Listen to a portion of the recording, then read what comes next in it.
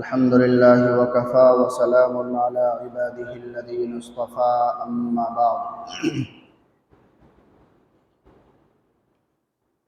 क़ाल अल्लाहु तबारक व तआला फ़ी कलामिहिल मजीद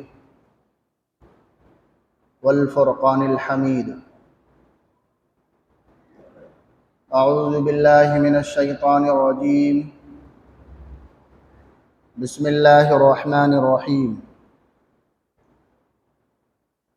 इन्नल्लाह ला युग़य्यिरु मा बिक़ौमिन हत्ता युग़य्यिरु मा बिअन्फुसिहिम। सदक़ल्लाहुल अज़ीम।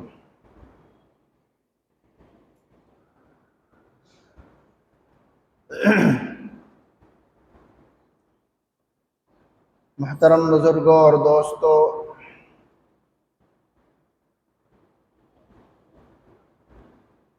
आज अगस्त की 16 तारीख़ है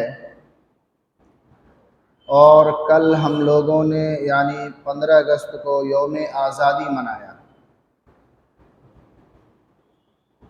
दिल चाहता है कि इसी यौम आज़ादी की मुनासिबत से कुछ बातें हो जाए, कुछ तारीख़ी औराक़ पलट कर देख लिए जाएं, जिससे या तो हम बिल्कुल नावाकिफ़ हैं या यकसर भूल चुके हैं।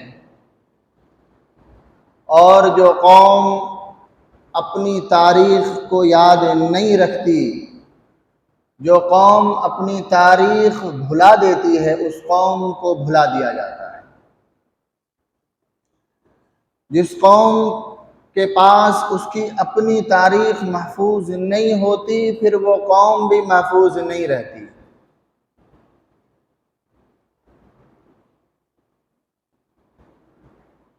इसलिए ज़रूरत है इस बात की कि हमें अपनी तारीख़ के औराक़ को वक्तन फ़वक्तन पलटते रहना चाहिए। हमारा जो माज़ी है वो कितना शानदार है, कितना ताबनाक है, कितना इबरतनाक है, वो जो भी है वो हमें याद रहना चाहिए।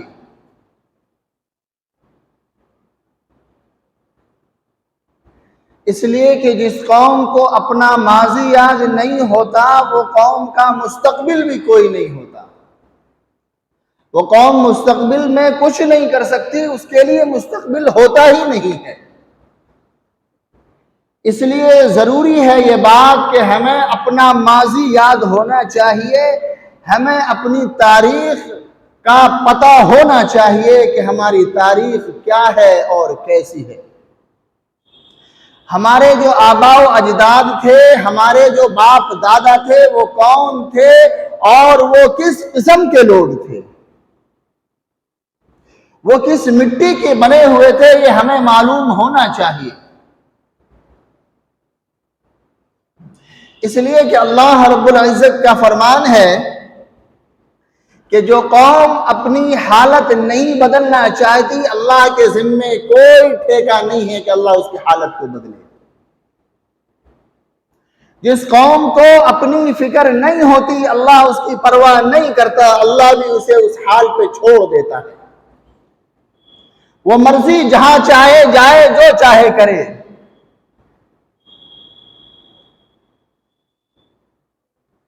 इन्नल्लाह ला युग़य्यिरु मा बिक़ौमिन हत्ता युग़य्यिरु मा बिअन्फुसिहिम। अल्लाह ताला उस कौम के हालत को हरगिज़ नहीं बदलता जो कौम खुद अपनी हालत बदलने के दर पे ना हो। तो आइए चलते हैं, हमें अपने तारीख़ के चंद औराक़ को पलटते हैं और अपने माजी में चलते हैं कि हमारा जो माजी है, हमारी जो तारीख़ है, वो कैसी है। क्या वो तारीख़ का हमें पता भी है या फिर पता तो था, हम भूल चुके। अगर भूल चुके हैं तो उसे याद करने की ज़रूरत है, और अगर हमें मालूम नहीं था तो फिर हमें अपनी तारीख़ को मालूम करने की और पढ़ने की ज़रूरत है।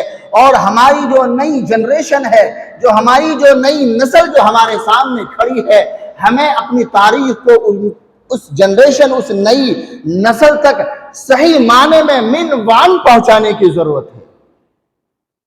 हम इस सहारे, इस उम्मीद पर ना बैठें कि चूंकि हमने अपने बच्चों को स्कूल में दाखिला तो करा दिया है, हमने अपने बच्चों को बेहतरीन अच्छी यूनिवर्सिटी में भेजा है, तो वो वहां सारी चीजें अच्छी तरह से सीख कर आएगी, ऐसा कोई जरूरी नहीं। क्योंकि आपकी तारीख महफूज रहे, ये जिम्मेदारी आपकी है, किसी और की नहीं है। आपके आबा व अजदाद, आपके बाप दादा कौन थे, उसका माजी क्या है, इसको याद रखने और याद करने की जिम्मेदारी आपकी और हमारी है, सरकार और हुकूमत की नहीं है।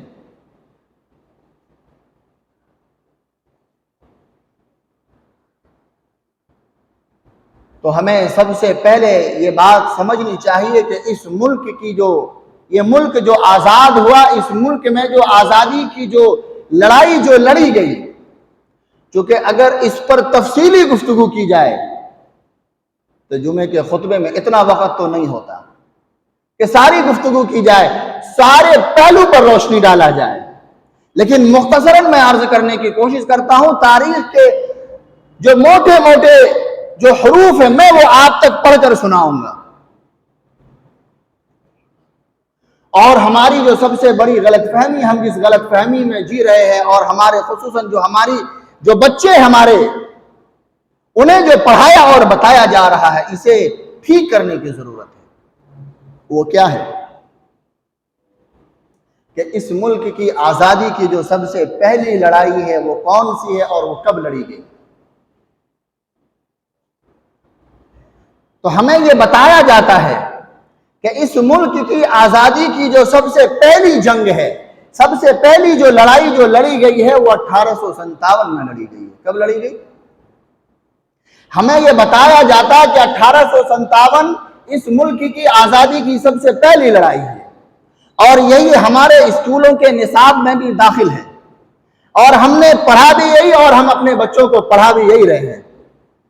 ठीक है ना भाई? क्या यह बात दुरुस्त है कि इस मुल्क की आजादी की लड़ाई सबसे पहले 1857 में लड़ी गई? तो इसका जवाब यह है कि यह बात सरासर झूठ पर मबनी है, यह बात दरोग गोई पर मबनी है। इस मुल्क में आजादी की सबसे पहली जंग 1857 नहीं है, बल्कि इससे एक सदी कबल जंग शुरू हो चुकी है। 104 साल कबल इस मुल्क में आजादी की लड़ाई शुरू हो चुकी है। और मैं आपको यह भी बताऊंगा कि 1857 को इस मुल्क की आजादी की सबसे पहली जंग क्यों कहा जाता है, इसके पीछे हिकमत क्या है, इसके पीछे वजूहात क्या है, मैं वो भी अर्ज करूंगा, अभी अर्ज करूंगा। तो सबसे पहले मैं आपको एक सदी पीछे लेकर चलता हूं, जहां से इस मुल्क में आजादी की लड़ाई सबसे पहले लड़ी गई। वो तारीख है 1754। इस मुल्क में आजादी की जो सबसे पहली जंग लड़ी गई है, और वो जो शख्स है जिसने अंग्रेजों के खिलाफ सबसे पहले आलम बगावत बुलंद किया है, उस शख्स का नाम है अली वर्दी खान। ये कलकत्ता के हैं, ये कलकत्ता के हुक्मरान हैं उस वक्त के। ये बंगाल के उस वक्त के हुक्मरान हैं, और ये जंग 1754 में कलकत्ता में ये जंग लड़ी गई। और ये जंग पहली और आखिरी है जिसमें अंग्रेजों को शिकस्त हुई और अली वर्दी खान को, या ये कहें कि हिंदुस्तानियों को फतेह हुई। इस एतबार से ये आखिरी और पहली भी है। उसके बाद दूसरी जंग 1757 में लड़ी गई, यही पलाशी के मैदान में कलकत्ता में। और 1757 में जब वो जंग लड़ी गई तो उस जंग में जो शख्स अंग्रेजों के सामने है उसका नाम है सिराजुद्दौला, और ये कौन है? ये सिराजुद्दौला अली वर्दी खान के नाती हैं।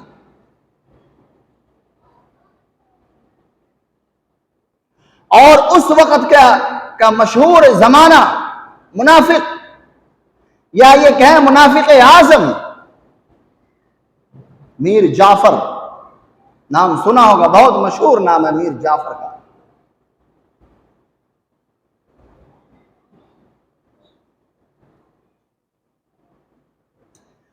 जिन्होंने अल्लामा इकबाल की शायरी पढ़ी होगी उन्होंने ये पढ़ा होगा कि बंगाल अज जाफर दकन अज सादिक, ये दो मुनाफिक पैदा हुए, मुनाफिकों के सरदार, एक बंगाल में जिसका नाम था मीर जाफर और एक दक्कन में जिसका नाम था मीर सादिक। मीर जाफर ये सिराजुद्दौला के वजीर आजम थे। इनका रिश्ता क्या था आपस में? ये मामू और भांजे भी थे।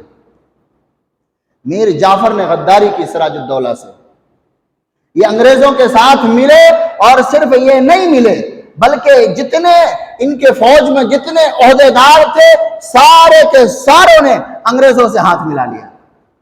और उस वक्त जो सिराजुद्दौला की जो फौज थी उसकी तादाद थी 1.25 लाख, बहुत बड़ी तादाद थी उस वक्त।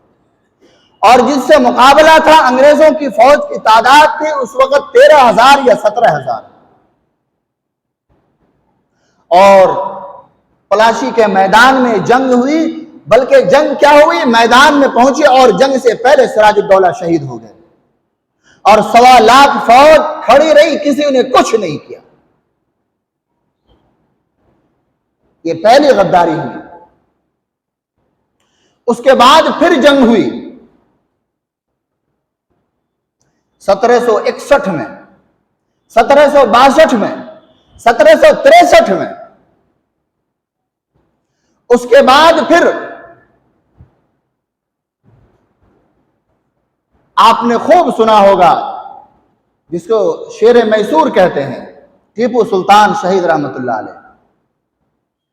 इनकी अंग्रेजों से जंग हुई, कई जंग हुई, बिल आखिर 1799 में टीपू सुल्तान शहीद हो गए। और टीपू सुल्तान के शहादत की वजह क्या बनी? वजह सिर्फ और सिर्फ यही बनी कि उनके भी जो वजीर आजम थे मीर सादिक, उसने भी यही काम किया था, गद्दारी की। वो अंग्रेजों से मिल गए और जब अंग्रेज की फौज ठीक जब किले के सामने आ गई, किले को जब घेर लिया, तब टीपू सुल्तान को खबर किया जा रहा है कि अंग्रेज की फौज आ गई है। तो टीपू सुल्तान उसी वक्त समझ गए कि मामला क्या है। बिलाखिर टीपू सुल्तान अपने कमरों में या अपने महल में शहीद नहीं हुए, बल्कि वो तलवार में लेकर तने तनहा निकले हैं और मैदान में लड़ते हुए वो शहीद हुए। और मैसूर में जो उनका किला था, जब टीपू सुल्तान जब शहीद हुए हैं तो अंग्रेज ने फातिहाना तौर पर यह कहा था, अब हिंदुस्तान मेरा है, अब हिंदुस्तान पे हमारा कब्जा, अब कोई हमसे नहीं छीन सकता। और उनका जो महल था, उनके सारे महल को मिस्मार कर दिया गया, कुछ नहीं बचा। मैंने वो जगह देखी, निशानात तक को मिटा दिया गया। ऐसी दुश्मनी निभाई। ये 1799 की बात है। हम अपनी तारीख को भूल चुके हैं। हम ये समझते हैं कि हमारी तारीख स्कूलों में पढ़ाया जाएगा, ये हुकूमत की जिम्मेदारियां नहीं है। हुकूमत तो वो पढ़ाती है जो वो चाहती है। और मुल्क आके आजाद होने से अब तक वो जो हमारा जो माजी और शानदार माजी है, उसको यकसर तौर पर भुला दिया गया और हम भी भूल गए। हमें भी याद नहीं अपना माजी।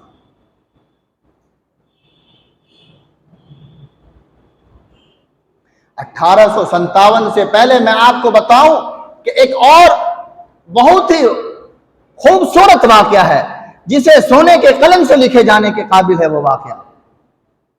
तारीख में हमें एक और वाकया मिलता है, एक और बात मिलती है जिसका नाम है उलमाए सादिकपुर।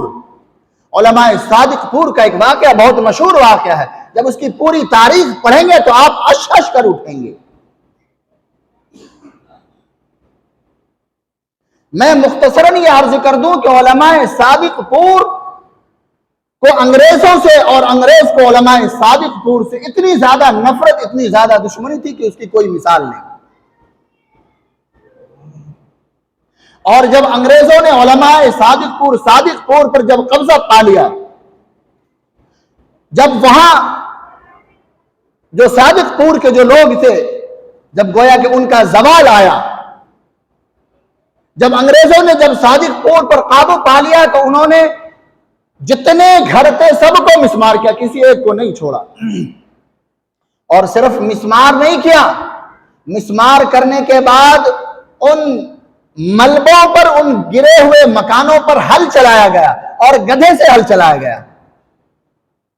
दुनिया में कहीं भी गधों से हल नहीं चलाया जाता, लेकिन अंग्रेज ने अपनी दुश्मनी का इजहार इस अंदाज से किया। इसी तरह से यह सादिकपुर कहीं और नहीं, आपके पटना में है, यह यहीं का वाकया है। इसी तरह से बक्सर की जंग है, बहुत मशहूर जंग है। हमें नहीं पता कि वो क्या वाकया था, कौन लोग थे, कौन कौन लोग उसमें शरीक हुए।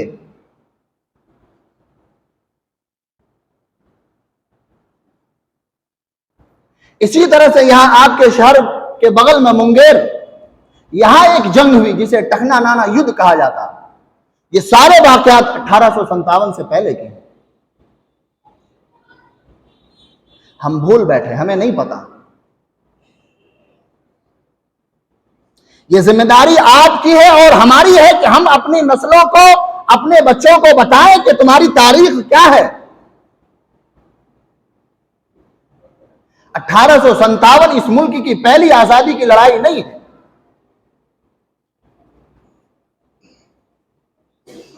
मैंने हजरत मौलाना सैयद वली रहमानी रहमतुल्लाह अलैह से वाकया सुना कि उन्होंने एक मरतबा फरमाया कि जब मैंने एक मरतबा एक कॉन्फ्रेंस बुलाई, सेमिनार बुलाया था और उसमें सब तरह के लोगों को हमने मदऊ किया, उसमें आरएसएस के लोग भी थे, सब तरह के लोगों को हमने मदऊ किया।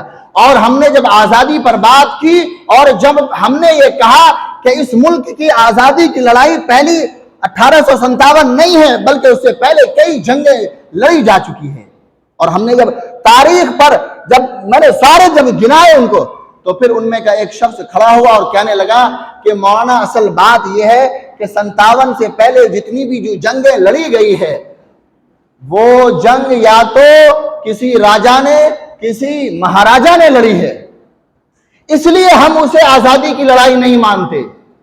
और 1857 जो है इसमें कोई राजा नहीं बल्कि आम लोग शरीक है, इसलिए इसे आजादी की लड़ाई कहते हैं। अब मैं उसका जवाब देता हूं, मौलाना ने भी जवाब दिया, मैं उसी बात को दोहरा रहा हूं। 1857 की जो लड़ाई है ये शुरू कहां से हुई? ये शुरू हुई है कलकत्ता से, और फिर ये आग कलकत्ता से मेरठ पहुंची, और फिर मेरठ से ये आग दिल्ली आ गई, और दिल्ली में 3 दिन तक घमासान की जंग हुई है। और इस जंग की जो निगरानी जो कर रहे हैं, इस जंग के जो कमांडर हैं, उसका नाम है बहादुर शाह जफर। ये जंग पूरी की पूरी बहादुर शाह जफर की निगरानी में लड़ी गई। पूरी जंग बहादुर शाह जफर की निगरानी और उनकी हिदायत के मुताबिक लड़ी गई, सारी की सारी जंग। तो मौलाना ने उनसे यही कहा कि 1857 जिसे आप कहते हैं कि वो कोई बादशाह, कोई राजा नहीं था, 1857 की लड़ाई तो बहादुर शाह जफर की निगरानी और उनकी हिकमत अमली और उनके निगरानी में जैसा उन्होंने कहा उनके इंस्ट्रक्शन के मुताबिक लड़ी गई है सारी जंग, और फिर इसकी सजा भी मिली उनको। अगर 1857 की आजादी की लड़ाई में बहादुर शाह जफर अगर शामिल नहीं होते, उनकी निगरानी में यह जंग नहीं होती, तो आपको मालूम है कि बहादुर शाह जफर को 1857 की आजादी की लड़ाई के बाद मुल्क बदर कर दिया गया था। ये तो खूब मशहूर बात है ना। और उसे बर्मा भेजा गया और वो बिल आखिर वहीं उनकी वफात हुई। जब उनके वफात का वक्त करीब आया था तो उन्होंने जो एक नज़म लिखा था जिसका मशहूर शेर ये है कि कितना बदनसीब है जफर कि 2 गज जमी भी न मिल सकी कोई यार में। उनका कब्र भी वही है। अगर वो उस जंग में शामिल नहीं होते तो फिर जंग मुल्क बदर करने की जरूरत ही नहीं थी अंग्रेज को, क्योंकि उस जंग के सिपह सालार ही असल में बहादुर शाह जफर थे। तो फिर वो खामोश हो गए। अब मैं आपको ये बात बताऊं, मैं ये अर्ज करूं कि 1857 की जो लड़ाई है इसे पहली जंग क्यों कहा जाता है, मैं इसके पीछे क्या हिकमत है मैं उसे अर्ज कर रहा हूं, आप सुने। दिल्ली में ये लड़ाई लड़ी गई, 3 दिन तक ये घमासान की जंग हुई है और 3 दिन में 29,000 हिंदुस्तानी शहीद हुए। 29,000 लोग मारे गए इस 3 दिन में, जिसमें अंग्रेज का जो कमांडर था उस वक्त दिल्ली में वो भी मारा गया।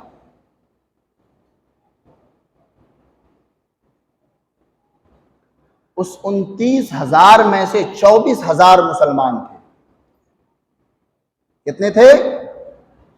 24,000 मुसलमान शहीद हुए और 5,000 हिंदू थे उसमें शामिल।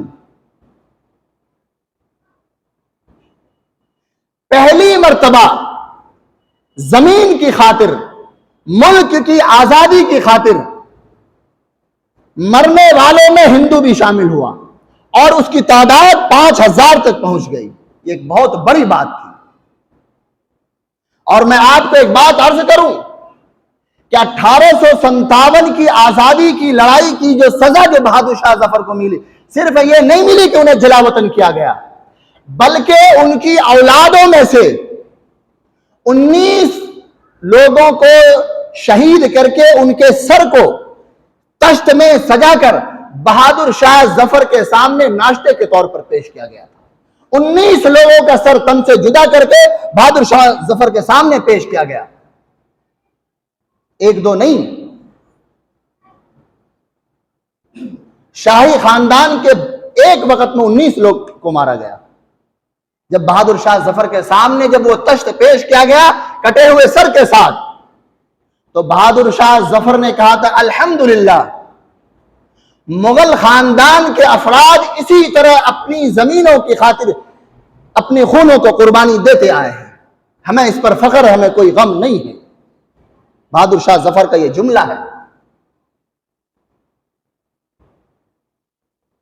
आप कैसे कह सकते हैं कि इस जंग में कोई बादशाह शामिल नहीं था, बल्कि बादशाह की निगरानी में यह जंग लड़ी। बस बात सिर्फ इतनी है कि इस मुल्क में पहली मर्तबा आजादी की खातिर, इस जमीन की खातिर हिंदू भी शामिल हुआ और उसकी तादाद 5,000 तक पहुंच गई। वरना तारीख की किताबें आप उठाकर देख लीजिए,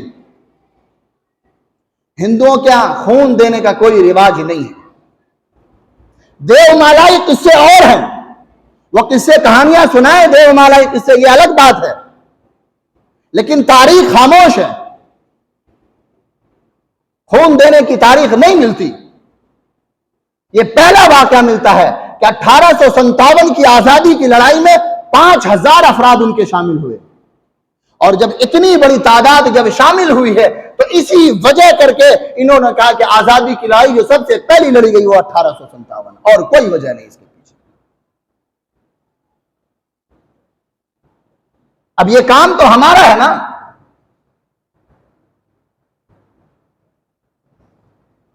अब मैं आपको बताऊं, इस मुल्क में जो तारीख जो लिखी गई, तारीख लिखने वाले 2 तरह के लोग हैं, 2 धड़े हैं इसके।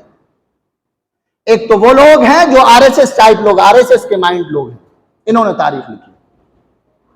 तो जाहिर है इन्होंने वही लिखना था जो है अभी हम पढ़ रहे हैं या सुन रहे हैं। इन्होंने 1857 लिखा, इसमें कोई नई बात नहीं है। लेकिन जो दूसरे लोग हैं, जो दूसरा धड़ा है, वो कम्युनिस्ट माइंड के लोग हैं। और अजीब बात यह है कि इन्होंने भी आजादी की जो पहली लड़ाई का जो जिक्र किया वो 1857 ही लिखा है। उससे पहले 104 साल पहले भी जंग की आजादी की लड़ाई लड़ी जा चुकी है, इस पर इसकी भी निगाह नहीं गई।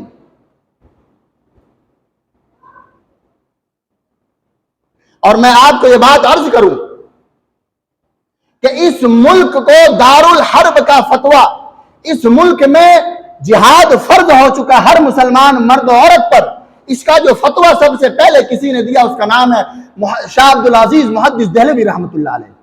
ये शाह वलीउल्लाह के पोते हैं, ये शाह वलीउल्लाह मुहद्दिस देहलवी रहमतुल्लाह अलैह के पोते हैं शाह अब्दुल अजीज।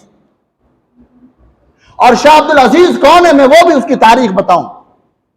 शाह अब्दुल अजीज वो आदमी है, वो शख्स हैं जिन्होंने हिंदुस्तान में हदीस लेकर आए। आज हिंदुस्तान में हदीस की किताबें पढ़ाने वाला कोई भी हो, किसी भी मसलक से उसका ताल्लुक हो, उलमाए देवबंद से हो, उलमाए बरेलवी मकतबे फिक्र का हो या किसी और मकतबे फिक्र का हो, जब वो हदीस की सनद बयान करेगा, जब हदीस की सनद बयान करेगा तो हिंदुस्तान से जब बाहर निकलेगा तो शाह वलीउल्लाह मुहद्दिस देहलवी रहमतुल्लाह अलैह का नाम आएगा। सबसे पहली हदीस की शरह लिखने वाले शाह वलीउल्लाह मुहद्दिस देहलवी हैं हिंदुस्तान में। ये मुख्तसर तारीख उलमा जानते हैं। 1803 में शाह अब्दुल अजीज मुहद्दिस देहलवी रहमतुल्लाह अलैह ने हिंदुस्तान के दारुल हर्ब होने का फतवा दिया है। कब दिया? 1803 में, याद होना चाहिए ये बात। 1803 में हिंदुस्तान को दारुल हर्ब करार दिया जा चुका है। दारुल हर्ब का मतलब यह है कि अब इस मुल्क में रहना जायज नहीं है, या तो जंग करो या इस मुल्क से हिजरत कर जाओ, दो ही सूरत है। या तो जिहाद के लिए निकल पड़ो या हिजरत के लिए तैयार हो जाओ। तो यही वजह है कि जब फतवा दिया गया 1803 में दारुल हर्ब होने का, तो उसके बाद से जो आजादी की जो चिंगारियां हैं वो बहुत ज्यादा तेज हो गई। हर गांव, हर शहर, हर कस्बे तक ये बात चली गई। और उससे पहले तक कुछ इख्तिलाफात रहे होंगे, लेकिन जब शाह अब्दुल अजीज का फतवा आया उसके बाद सारे इख्तिलाफात खत्म। सारे उलमा एक मैदान पर, एक प्लेटफार्म पर थे।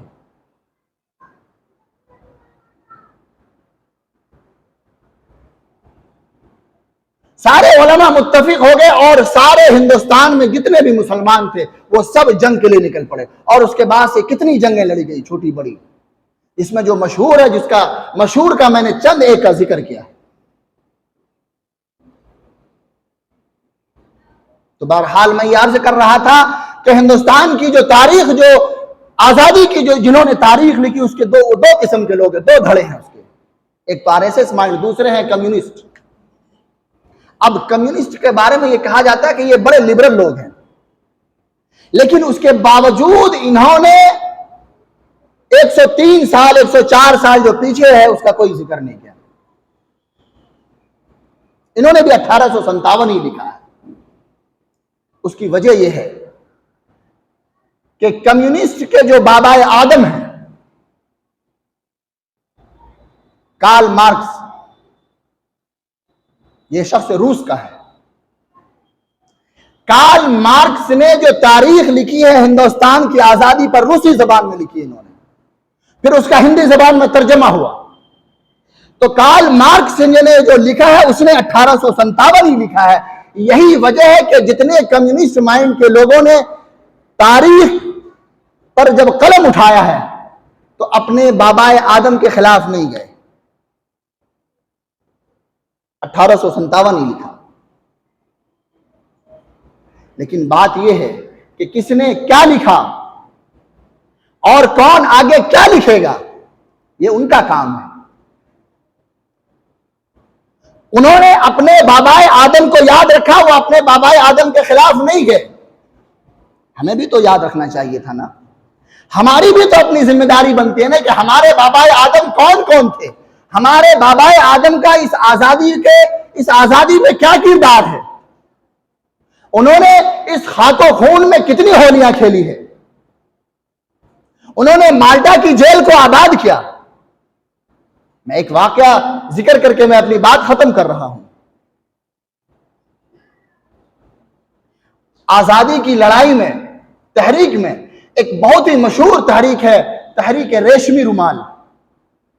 बदकिस्मती से यह तहरीक भी नाकाम हो गई, लेकिन यह बहुत मशहूर तहरीक है। और इस तहरीक के जो बानी हैं वो है शेखुल हिंद हजरत मौलाना महमूद हसन देवबंदी। दारुल उलूम देवबंद के जो पहला तालिब इल्म, उसका नाम है महमूद हसन। उसे दुनिया शेखुल हिंद के नाम से जानती है।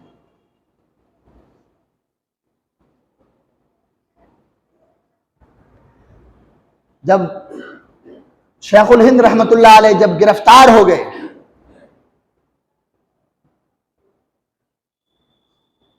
तो ये माल्टा की जेल में कैद हुए। अब इसकी भी तारीख है, ये कहां कैद हुए, कैसे कैद हुए, लेकिन चूंकि वक्त नहीं है मैं मुख्तसरन अर्ज कर रहा हूं। मैं ये अर्ज कर दूं कि ये जो कैद हुए, इनको जो गिरफ्तार किया गया, ये हज के लिए गए हुए थे, ये मक्का में गिरफ्तार हुए। और मक्का का जो गवर्नर था उसे शरीफ मक्का कहा जाता था। उस शरीफ मक्का की शराफत ने हजरत को गिरफ्तार कराया। बहरहाल हजरत गिरफ्तार हो गए। उस वक्त हजरत मौलाना हुसैन अहमद मदनी, जिसे दुनिया शेखुल इस्लाम के नाम से जानती है, वो मदीनतुल मुनव्वरा में मस्जिद नबवी में हदीस का दर्स दिया करते थे और 18 साल से वहां दर्स दे रहे थे। जब वो गिरफ्तार हुए, जब हजरत को पता चला हजरत शेखुल इस्लाम को, मौलाना हुसैन अहमद मदनी को, तो वो वहां से छोड़ करके चले आए। कहां चले आए? गिरफ्तार तो उस्ताद हुए थे, लेकिन वो उनकी खिदमत के लिए वो वहां से मदीना से चले और हिंदुस्तान आ गए और उनके साथ साथ माल्टा की जेल में कैद हो गए।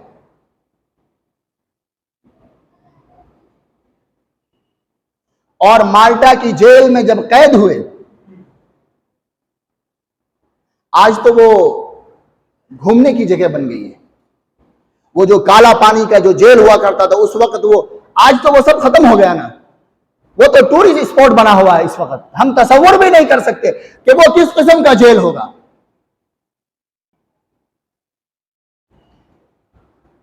बहरहाल जब हजरत का इंतकाल हुआ, शेखुल हिंद रहमतुल्लाह अलैह का,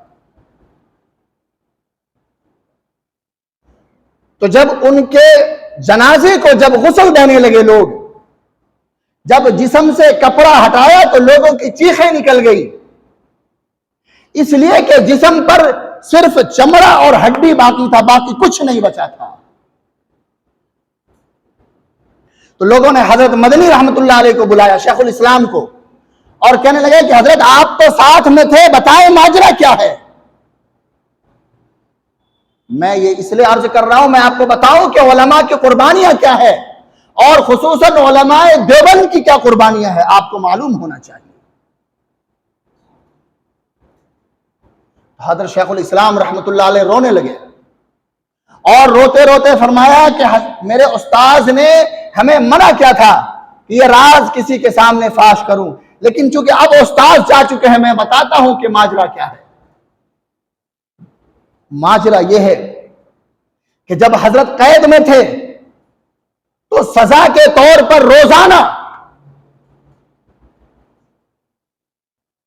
अंग्रेज आते और पूरे जिस्म को बढ़ाना करता और लोहे के सरिये को गर्म करता और पूरे जिस्म पर दागता, और जब उससे भी तबीयत नहीं भरती तो पखाने के रास्ते तक में वो डालता था। इतनी ज्यादा कैद व बंद की सोहबतों को उलमाए देवबंद ने सिर्फ और सिर्फ आजादी की खातिर बर्दाश्त किया था। कहीं जिक्र है इसका? कहीं पढ़ा आपने? कहीं सुना आपने? नहीं सुना। तो अपने नस्लों को, अपने औलादों को, आने वाली जनरेशन को बताओ, उन्हें बताओ कि इस मुल्क की आजादी में तुम्हारे बाप दादा का किरदार क्या है, इस मुल्क की आजादी में उलमा का किरदार क्या है और उलमाए देवबंद ने कितनी कुर्बानियां पेश की।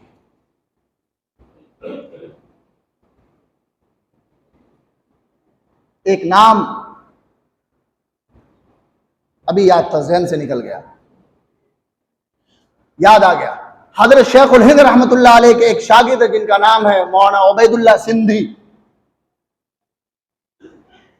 ये वो आदमी है, ये वो शख्स है कि जब तहरीक चली है आजादी की, तो उस वक्त इनकी उम्र थी 18-20 साल, यानी बिल्कुल बिल्कुल नौजवान, बल्कि अभी जवानी भी ठीक से नहीं आई। इस तहरीक को, आजादी की तहरीक को कामयाब करने के लिए ये मुल्क से बाहर गए और अफगानिस्तान का उस वक्त सफर हुआ। अफगानिस्तान के जो बादशाह थे उससे मदद तलब की। उसी तरह से मुल्क दर मुल्क कई मुल्कों का हजरत ने सफर किया। जब ये हिंदुस्तान जब वापस आए हैं, जब हिंदुस्तान से जा रहे थे तो चेहरे पर दाढ़ी भी ठीक से आई नहीं थी। जब हिंदुस्तान वापस आए हैं तो इनकी दाढ़ियां सफेद हो चुकी थी। आप तसव्वुर करके देखें कि जिंदगी, पूरी जिंदगी का मकसद सिर्फ यह था कि मुल्क को आजाद कराना है। अगर कोई और है, किसी और का अगर इतना शानदार माजी है, किसी और का इतना खूबसूरत किरदार है, तो हमें बताना। नहीं मिलेगा, तलाशे बसियार के बाद कहीं नहीं मिलेगा। और ये माजी हम भूल चुके हैं, या फिर ये कि हमने कभी पढ़ा ही नहीं, हमने कभी याद ही नहीं किया। जरूरत है इस बात की कि हम याद करें। हमें मालूम होना चाहिए कि हमारा माजी क्या था, हमारे बाप दादाओं का किरदार क्या था। ये हुकूमत की जिम्मेदारियां नहीं है, बल्कि हुकूमत ने तो इन चीजों को, सारी चीजों को यकसर खत्म कर दिया, बदल दिया, उठाकर रद्दी की टोकरी में डाल दिया। और इस बात के कहने में कोई तरद्दुद नहीं कि यह काम बहुत ही खूबसूरती के साथ इस मुल्क में, जिसने सबसे ज्यादा हुकूमत की कांग्रेस, ये कांग्रेस ने बड़ी खूबसूरती के साथ ये काम किया और हमें पता भी नहीं चला। बहरहाल चूंकि वक्त हो चुका है, मैं अपनी बात को इन्हीं चंद कलिमात पर खत्म करता हूं। व आखिरु दावाना अनिल हम्दुलिल्लाहि रब्बिल आलमीन।